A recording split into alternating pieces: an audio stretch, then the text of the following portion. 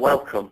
On behalf of the National Transit Institute and the American Public Transportation Association, I thank you for participating in the Insights from TCRP Report 162, Building a Sustainable Workforce in the Public Transportation Industry, a Systems Approach webinar.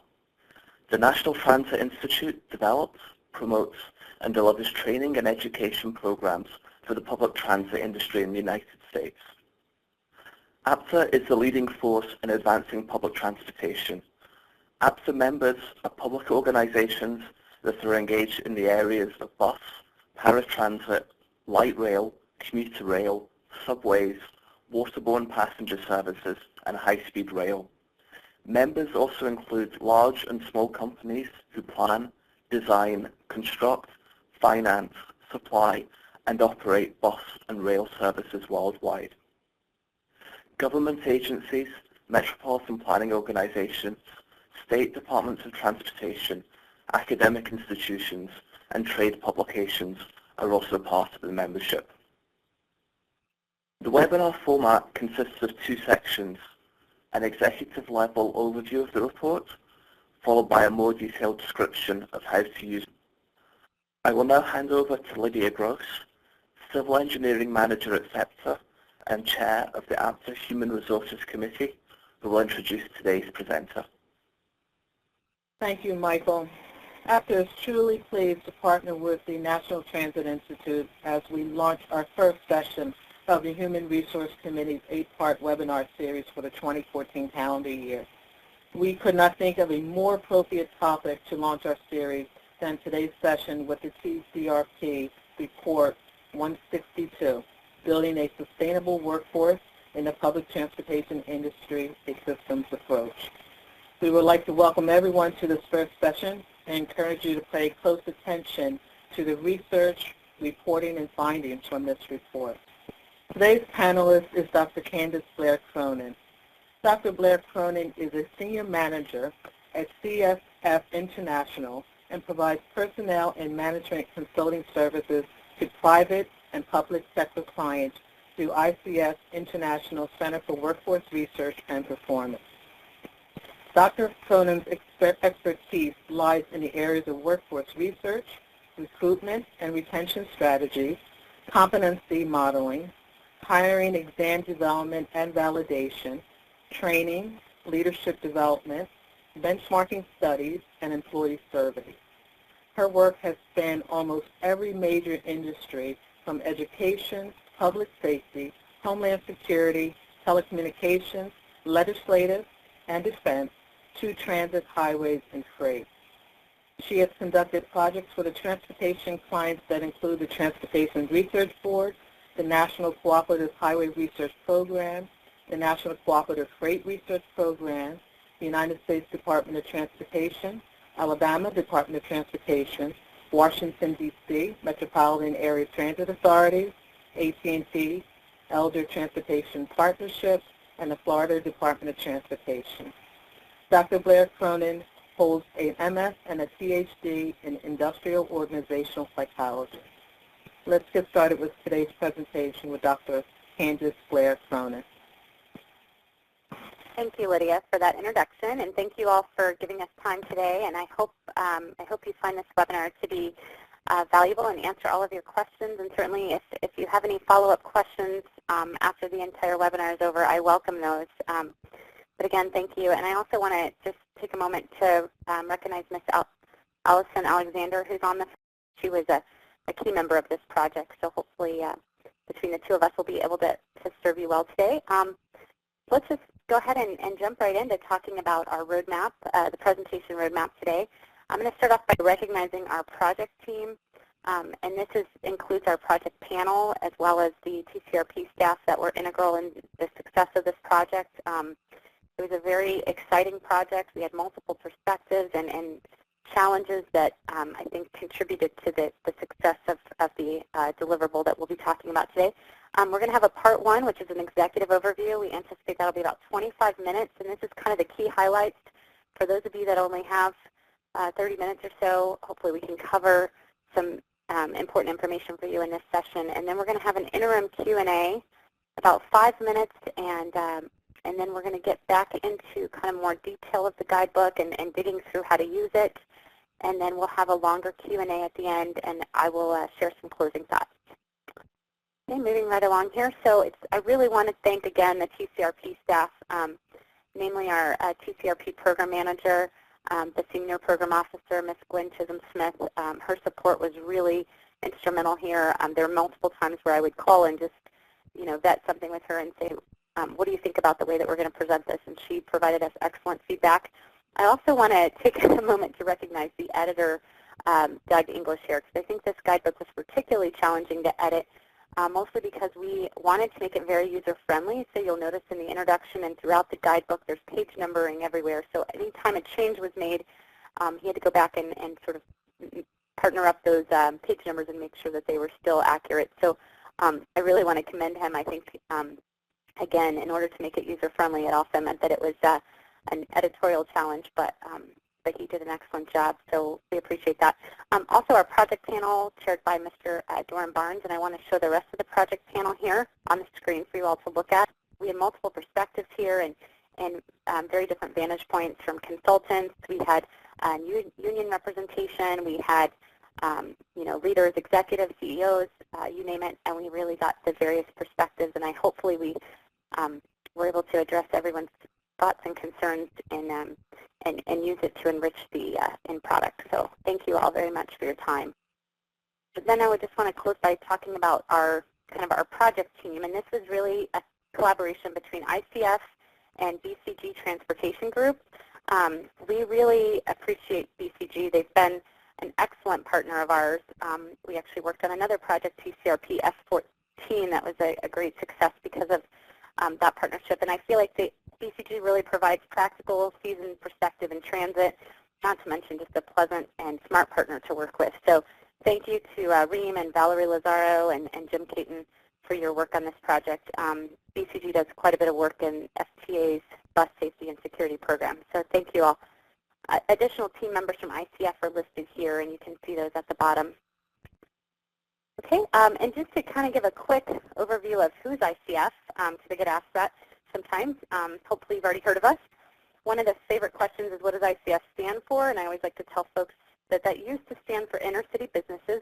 ICF has a really proud history. We were started by World War II Tuskegee Airmen, and we formerly strictly funded inner city businesses, and we've obviously expanded over the past 40 years to really focus on providing all sorts of workforce development, housing, environmental, community outreach programs, and then really we have an entire division that's just devoted to transportation. So the exciting thing about what I get to do is, as a workforce development person, is I get to work across multiple industries and bring those best practices to transportation. But this slide here gives you kind of an overview of who we are. And my group at ICF is the Center for Workforce Research and Performance. And we have about 60-plus staff with advanced degrees in organizational psychology and other social science and management fields. And I'll just show you this slide, and I think all of you received the deck in advance. You can take a look at some of our capabilities. I won't spend time outlining those, but something that might interest you later. Okay, diving right into the part one, and this is really the meat of the presentation, so I want to jump right in here. We wanted to start with kind of an executive overview, again, for those of you that maybe don't have time or just want to see the big highlights of this. So our overarching goal of this project, let me just start by saying, was to help transit leaders build a sustainable workforce using progressive HR strategies and practices. And a big focus here was on attracting non-traditional candidates. So that really is broad, I understand, but we're realizing in the transit world that we need to think more broadly about who we're going to attract to our organizations, how do we become an employer of choice, and how do we make sure that our workforce is going to stick around and that we're not going to have unnecessary capability gaps in the process of demographic shifts in the workforce or various transitions. In fact, so just to highlight more about the purpose here, some people have asked me, what is a sustainable workforce? And it's really one that continues to grow and perform effectively, and a workforce that's able to adapt to either prevent or quickly address skill and knowledge gaps. A lot of us have talked a lot about the implications of the baby boomer retirement.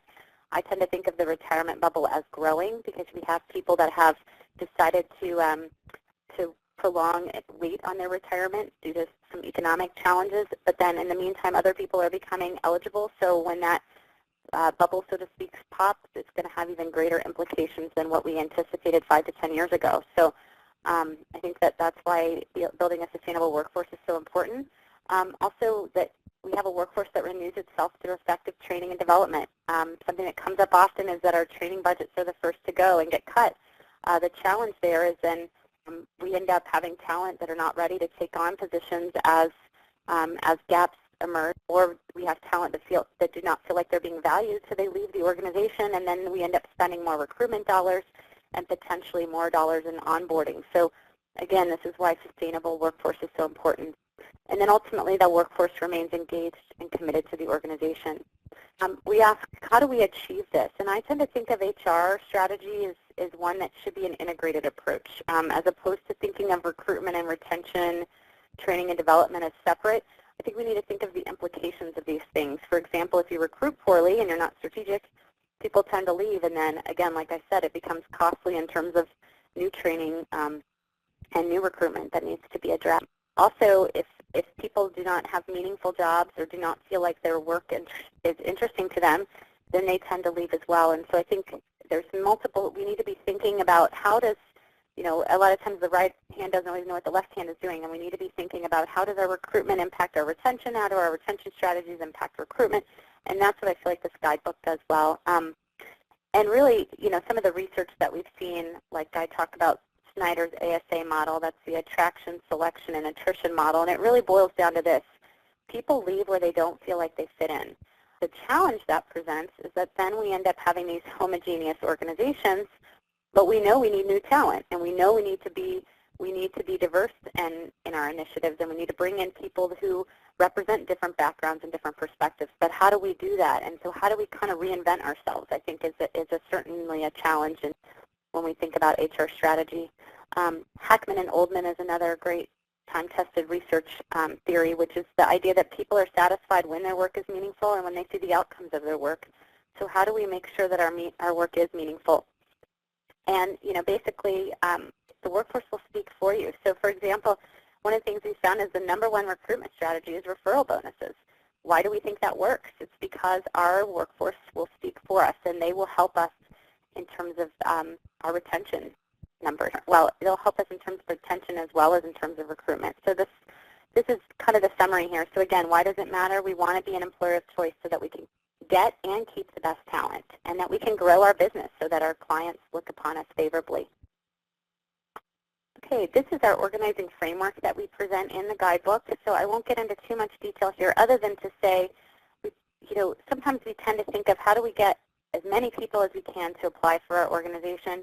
And what this model is showing us is that the more narrow and targeted we are, example scenario A there, with our recruitment processes, the greater the impact training and development has, and then ultimately the less problem we have with retention. So I think, again, being strategic is really important.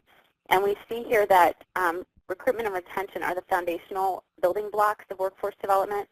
But then we also have a key element here being training and development, as I mentioned. And then certainly the pinnacle is professional capacity building. And this is the idea that we have people supporting the organization and having that broader perspective of it, where we have cross-functional training and a broader perspective of what it takes to lead the organization. And we have that perspective at all levels. So this is kind of an interesting graphic that you'll find in the guidebook.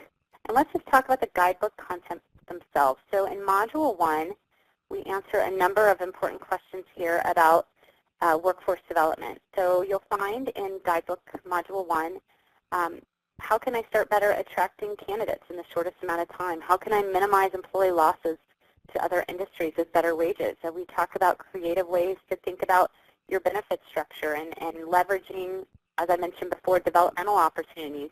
Some of those don't have to be that costly, and yet they're great strategies for retaining your workforce. How can I prepare future leaders for challenges of the next decade? And how can I prevent critical knowledge loss due to impending retirements or layoffs? We talk about knowledge management systems.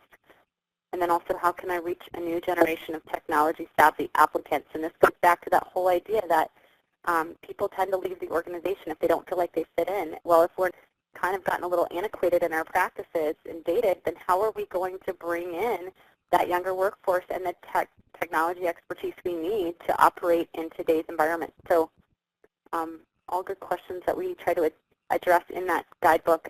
Guidebook Module 2 is really about measurement. How do we anticipate the impact of recruitment strategies, retention strategies, training and development strategies?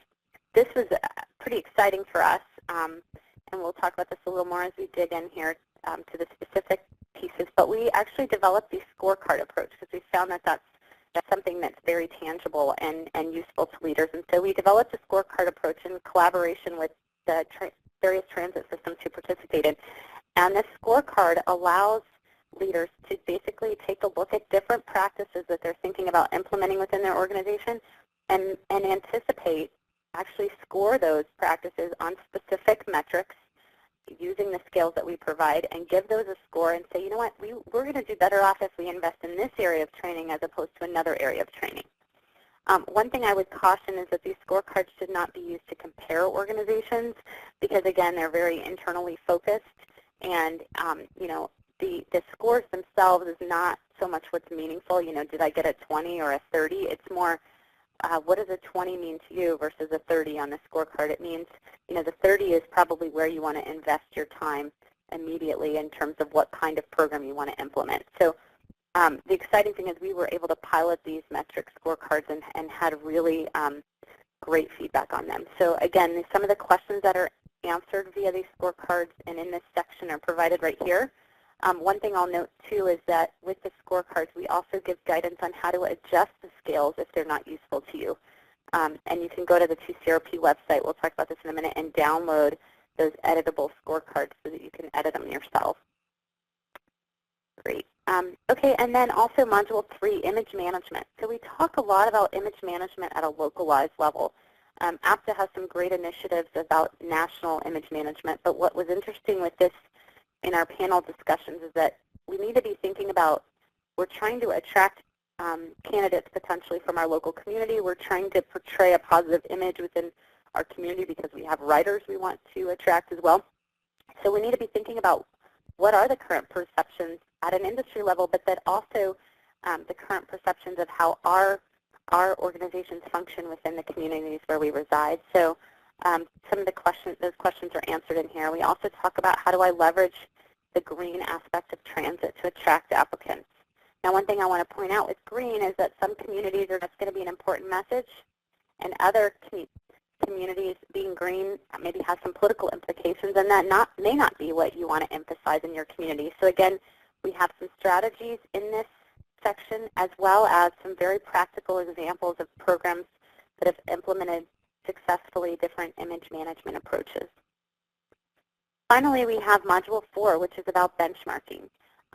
This is something that has actually come up across industries. I myself am doing a lot of benchmarking work lately.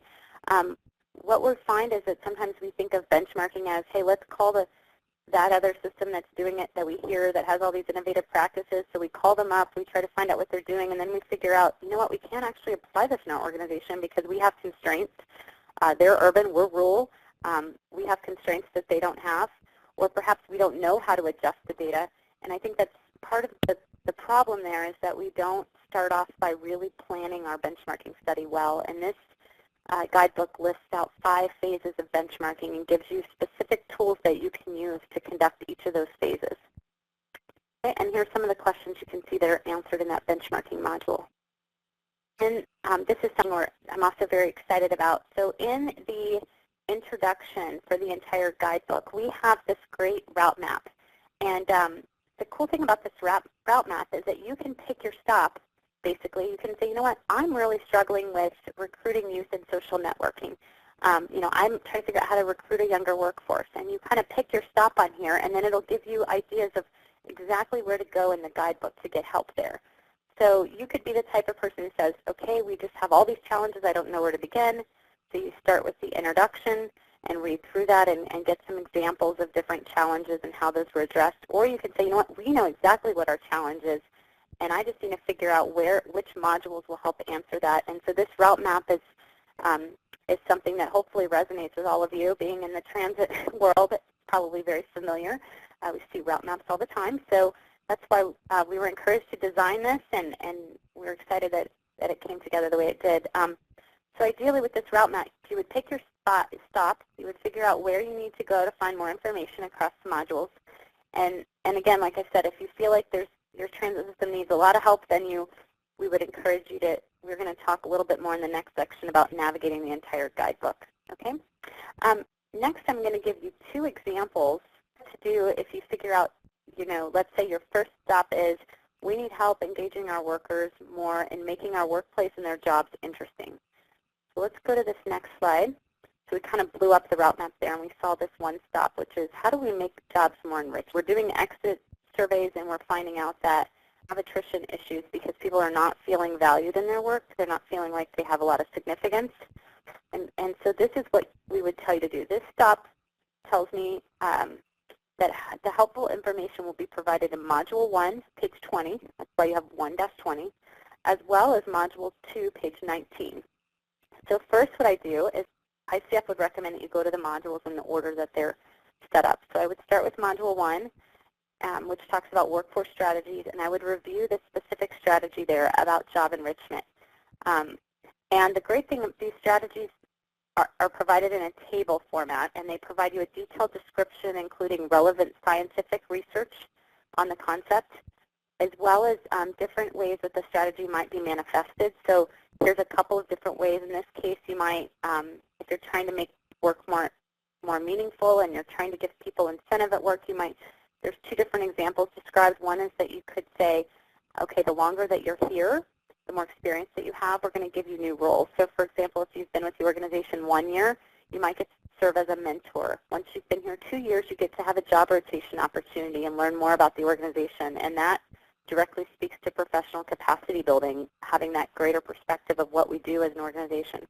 Or perhaps you set up more of a performance-based approach here to job enrichment, where you say after 30 repairs, you can then start helping with new hire training. So once you've successfully shown us in maintenance that you can do 30 repairs in a certain fashion, then you can be involved in training new hires on how to do that. So it's again, giving people kind of that sense of responsibility and variety and excitement in their jobs that's going to lead to a positive outcome. And then the next step is really looking at some success stories. So for example, in this example, there are 3 success stories. One is City of Annapolis DOT that's not listed here. They have a really interesting way of engaging their workforce by having employees come together and have various committees where they talk about how to be more involved in decision making and what some of the challenges that might be going on in the organization and how those employee groups can help address those. So this is not a really costly thing in terms of bringing together employee groups, but it gives employees a sense that they have a say in what the organization is doing, and they have an understanding of where the organization is going. So we also have an example here, San Diego Transit Corporation, where one of the interesting things was they admitted to having kind of issues with absenteeism. And so the director said, you know what, I'm going to start delegating some of my responsibilities down to 26 road supervisors, and they can start managing transit operators. And also, I'm going to engage them in coming up with an absentee policy. And so by involving the road supervisors at that level, the ones that had kind of the more direct contact with the transit operators, they were able to feel like they had more decision-making authority as well as more involvement in what was going on and how policies are being implemented. So that was a real success. Same with Minnesota DOT, where they combined 3 transportation specialist series and were able to allow for more flexible decisions to be made across those series by collapsing those series. So there's multiple success stories that you'll find in the module. The next thing you would do, so that would be what Module 1 would guide you through. And then you would go to Module 2, again 2-19, and you would use the scorecard to kind of measure or anticipate the impact of implementing these different practices. So again, in the second bullet, you've already outlined some ideas for the ways that you could make jobs more meaningful in your organization using Module 1. So now Module 2, you're going to kind of use the scorecard to compare those 2 different examples that you've outlined and see which one works better. Okay, let's go to another example of how this works. And then in the next example here, I chose this next stop to highlight because I think it's something that almost all of our organizations are facing, and that's there's some impending demographic shifts that are being preempted by new service demands, which means we need new technologies to respond, which in turn means new skill sets are needed. And then also we've talked about the baby boomer retirement. I mean, I hear this over and over. This is a real issue, and I'm not sure a lot of us have adequately addressed this or planned for it. And there's going to be real skill and competency gaps that result from that. So part of filling that challenge is figuring out how do we reach people in our community, new candidates, how do we attract that kind of younger workforce as well as what we would consider non-traditional. And so that's why I picked this strategy to highlight. And again, this tells us that we need to go to Module 1-11 as well as Module 3, which is Image Management, page 8. So Module 1, we would review the strategy. There's actually two strategies there which are very valuable. One is on social networking and leveraging social networking. The other one's on student curriculum. I myself will admittingly say I'm not in the Facebook world on a personal level like a lot of people, but I can't deny the fact that Facebook, LinkedIn, all these different ways of social networking are really integral to bringing in new talent, especially that younger workforce, and particularly if you're looking for something who has that technology savvy that we need. So again, we're going to review those strategies and get some ideas for social networking, and I think the key here is that we're trying to attract people through the means that make sense given their skill sets. So again, if we want tech-savvy people, we have to attract them in a tech-savvy way. And again, remember Snyder's ASA model that reminds us that people who don't fit in the organization tend to leave. So we need to kind of reinvent ourselves to be more tech-savvy organizations if we want to attract those folks. We also have found that generational research supports that younger workers have unique interests. Green jobs, they want to see community impact. Module 3-8 talks a lot about how we can do outreach in our communities. In fact, there's some great examples of VIA creating the Prius cars, how they engage the community to help design those cars. You also look at BART, how they promote their bicycle task force, and that's something that would be very attractive, most likely to a younger worker who's particularly interested in working in a green organization. So you can also, one thing I kind of note here is, even after you read these strategies and identify success stories, you can also think about benchmarking. I think this kind of crosses all of those areas because benchmarking is something that we read the success stories and we say, you know, I really like what South Lane Wheels is doing. They're using Craigslist, and that works for me because I don't have a huge budget. Or, you know what, I'm really interested in what Washington DOT is doing around using YouTube to attract employees, but I want to find out more about how they're doing that. So I would suggest going to that benchmarking module and learning more about how to do benchmarking in a very systematic way.